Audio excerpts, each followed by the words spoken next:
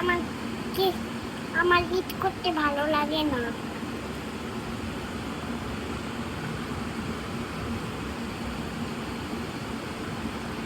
বাবাকে মিস করছো?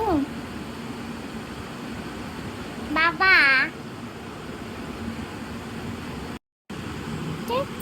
বলো। বাবা, বাচ্চাদের সাথে ঈদ হয় না। আসসালামু আলাইকুম, কেমন আছেন সবাই? আশা করি সবাই অনেক ভালো আছেন। সবাইকে ঈদের শুভেচ্ছা জানিয়ে আজকের ব্লগটি শুরু করছি। সবাইকে ঈদ মুবারক।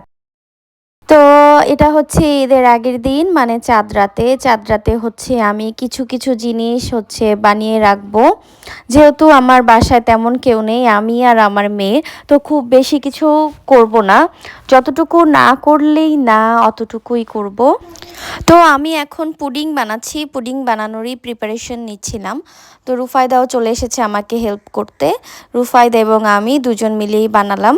মানে রুফায়দাকে একটু ইনভলভ করার চেষ্টা করি, আমি এখন যেই কাজই করি না কেন, এতে ও খুশি হয়, ওরও ভালো লাগে, এই আর কি। তো আমি হচ্ছে আগে থেকে ক্যারামেল করে নিয়েছি। আর এখানে আমার কাপটা ইগনোর করবেন, রুফায়দার বাবার সাথে কথা বলছে, আর সেই সাথে হচ্ছে এখানে দাঁড়িয়ে দাঁড়িয়ে আমাকে হেল্প করছে। তো পুডিংটা বসিয়ে দিয়েছি। এরপরে হচ্ছে সকালবেলা আমি ঘুমিয়ে গিয়েছিলাম পুডিং বানানোর পরেই। তো সকাল দিকে আমি হচ্ছে একটু সেমাই রান্না করব, আমি লাচ্ছা সেমাই রান্না করছি। তো যেহেতু খাওয়ার ওরকম কোনো মানুষই নেই, তো তাই আমি ডেজার্টের মধ্যে শুধু পুডিং আর সেমাই রান্না করেছিলাম ঈদের দিন। সেমাই রান্না করার জন্য আমি লিকুইড দুধটাকে একটু গুঁড়া দুধ এবং চিনি দিয়ে জাল করে নিয়েছি। আমি কোনো এলাচ দিচ্ছি না, কারণ এলাচের স্মেলটা রুফায়দা নিতে পারে না, সেক্ষেত্রে ও খাবে না, সেজন্য আমি আর দেইনি। তো এখানে আমি একটা প্যানে ঘি দিয়ে এখানে একটু কাঠবাদাম আমি ভেজে নিচ্ছি। এভাবে বাদাম দিলে বাদামের স্মেলটা খুব ভালো আসে এবং ঘি দেওয়ার কারণে সেমাইটা খেতে অনেক বেশি ফ্লেভারফুল হয়। তো আমি এখানে বাদামটাকে খুব ভালো করে ভেজে নিব। এখানে যে কোনো বাদামই ইউজ করতে পারবেন, আপনারা হয়তো আমার চেয়ে অনেক ভালো সেমাই রান্না করতে পারেন। তো আমি যেটা করেছি সেটাই আপনাদের সাথে শেয়ার করছি। সো ভুল ত্রুটি অবশ্যই ক্ষমা সুন্দর দৃষ্টিতে দেখবেন বা স্কিপ করে যাবেন। তো আমি এখানে লিকুইড মিল্কটাকেও হচ্ছে প্যানের মধ্যে ঢেলে নিয়েছি। এখানে একটু ঘি আর বাদামের সঙ্গে মিক্স করে এই দুধটাকে একটা সাইডে রেখে দিলাম। এখানে নিয়ে নিয়েছি 1 প্যাকেট লাচ্ছা সেমাই। এখানে 1 প্যাকেট পুরাটা আমি রান্না করব না, আমি আজকে হচ্ছে হাফ প্যাকেটের একটু বেশি রান্না করব, আমাদের দুজনের জন্য এনাফ। তো লাচ্ছা সেমাইটা আমি হচ্ছে যেই ডিশে সার্ভ করব ওই ডিশেই ঢেলে নিয়েছি। এবার উপর থেকে দুধটা ঢেলে দিচ্ছি। সেমাই কিন্তু ঠান্ডা ঠান্ডা খেতেই ভালো লাগে। তা আমি এটা হচ্ছে রুম টেম্পারেচারে এনে ফ্রিজে রেখে কিছুক্ষণ সেট করব, তারপর হচ্ছে খাওয়ার জন্য সার্ভ করব। প্রতিবারের মতো আমার ঈদ খুবই সিম্পলভাবে গিয়েছে, খুব বেশি কিছু কখনোই করা হয় না এবং এবারও তার ব্যতিক্রম না। আমার সেমাই রান্না হয়ে গিয়েছে, এখন হচ্ছে আমার ভাতিজি আর ভাই এসেছে সকালবেলা আমার বাসায়। তো আসার পর ওকে হচ্ছে আমি সালামি দিলাম। এই যে সালামি কার্ডগুলো, এটার মধ্যে করে ওকে টাকা ঢুকিয়ে দিয়েছি। ও সেটা হচ্ছে বের করে টাকা ওর বাবার কাছে দিয়ে দিচ্ছে আর এটা নিয়ে সে খেলছে। এখন আয়ান চলে এসেছে বাসাতেই সালামি নেয়ার জন্য, তো ওকেও দিয়ে দিলাম। তো ও বলতেছে সবাই এখন আমাকে 100 টাকা করেই দিচ্ছে। আমার ভাই আয়ান চলে গেল। এখন হচ্ছে আমি রুফায়দা দুজন মিলে শাওয়ার করে তারপর হচ্ছে রেডি হব, রেডি হয়ে আম্মুর বাসায় যাব। এখানে আমাদের দুজনের ঈদ আউটফিট বের করে দিয়েছি। আমি ঈদে এবার হচ্ছে কটনের একটা ড্রেস নিয়েছি, খুব সিম্পল একটা ড্রেস নেওয়ার চেষ্টা করেছি, কারণ গর্জিয়াস যে ড্রেসগুলো বা পাকিস্তানি ড্রেস এগুলো আমার অনেক আছে। তো আমি চেয়েছিলাম যে এবার ঈদে খুব সিম্পলের মধ্যে একটা ড্রেস নিব। তো আমি এই যে অঞ্জনস থেকে যে ড্রেসটা নিয়েছিলাম, আপনাদেরকে দেখানো হয়নি, টেলার থেকে আনার পর সেটাই হচ্ছে সকালবেলা পরবো। এখানে প্রথমে রুফায়দাকে গোসল করিয়ে রেডি করে নিয়েছি।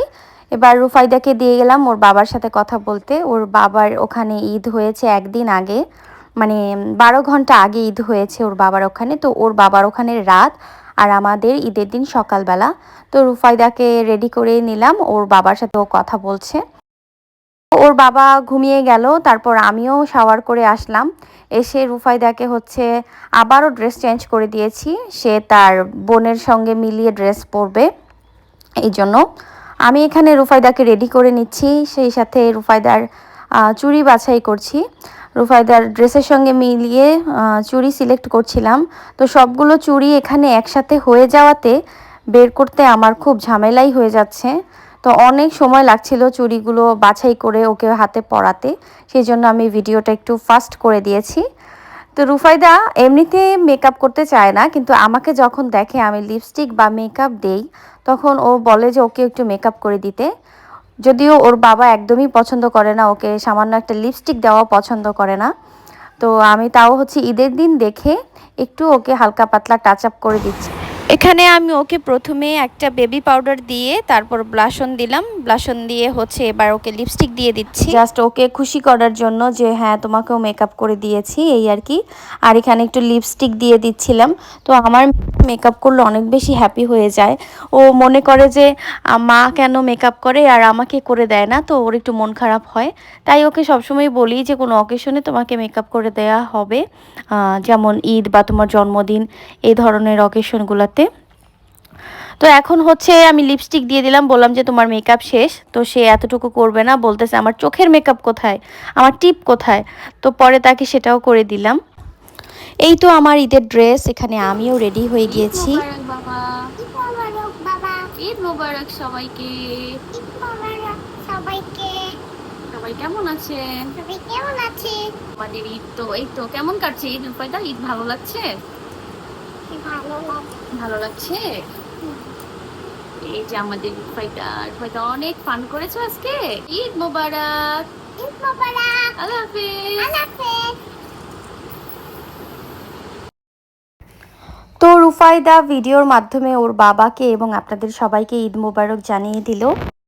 তো আমরা বাসা থেকে বের হয়েছি, এখন হচ্ছে আম্মুর বাসায় যাচ্ছি। মানে ম্যান্ডেটরি ঈদের দিনে যেটা আমার কাজ আর কি। সকালবেলা হচ্ছে রেডি টেডি হয়ে আগে মায়ের বাসায় যাওয়া, যেহেতু আমি আম্মুর বাসার খুব কাছেই থাকি। তো চলে এসেছি বাসায়। এই তো আব্বুর সাথে বসে কথা বলছিলাম। তো টিভিতে আবার একটা বাংলা সিনেমা চলছিল, কেউ দেখছিল না, শুধু হচ্ছে টিভিটা ছাড়া ছিল জাস্ট। তো আমি আসতে আসতে দুপুর হয়ে গিয়েছে, দুপুর তখন প্রায় 1:30 কি 1:45 এরকম বাজছে। তো আমি সকালে আর নাস্তা করিনি, আসার সাথে সাথে আম্মু হচ্ছে দুপুরের খাবার দিয়ে দিল। যেহেতু অনেক বেলা হয়ে গিয়েছে, আমি আর আমার মেয়ে একসঙ্গে একটা প্লেটে করে নিয়েই খাচ্ছিলাম। তো রুফায়দাকে আমি খাওয়াই দিচ্ছি, সেই সাথে আমিও খাচ্ছি। খাবারগুলো খুবই মজা ছিল। রুফায়দা প্রথমে খেতে চাচ্ছিল না, বলছে তার লিপস্টিক উঠে যাবে। তো আমি তাকে বুঝালাম যে তোমাকে আমি আবার পরে লিপস্টিক লাগিয়ে দিব, তুমি খেয়ে নাও। তো তারপর হলো খেলো। তো আমিও খাচ্ছি, রুফায়দাকেও খাওয়ালাম। খাওয়া শেষে এখন হচ্ছে কি করার, আর কিছুই করার নেই, এই বাসার মধ্যেই থাকা। তো এরপরে আমার ভাতিজি চলে আসলো। তো এই যে রুফায়দা আর রুফায়দার কাজিন, ওদের দুজনকে হচ্ছে একই ড্রেস পরানো হয়েছে। এই ড্রেসটা ওকে আমি দিয়েছি এবার ঈদে। তো দুইজনকে মাশাল্লাহ অনেক বেশি সুন্দর লাগছে। তো ওরা দুজন হচ্ছে খালি সারা বাড়ি হেঁটে বেড়াচ্ছে আর হচ্ছে সবাইকে দেখাচ্ছে ড্রেসটা কত সুন্দর হয়েছে। তো সবাই এই দুই পিচ্চির জন্য দোয়া করবেন। তো এরপর হচ্ছে আমি চলে যাব বাসায়, তো বের হয়ে গেছি। তো এখানে আবার ওদের দুইজনের ছবি তোলা হচ্ছে। তো পিচ্চিটা যেহেতু অনেক ছোট, ও অনেক দুষ্টুমি করছিল, ছবি তোলা তো অনেক কষ্টসাধ্য ব্যাপার এসব ছোট বাচ্চাদের। তো রুফায়দা আবার এখানে দাঁড়িয়েছিল চুপ করে, কিন্তু ও বারবার দৌড়াদৌড়ি করছে।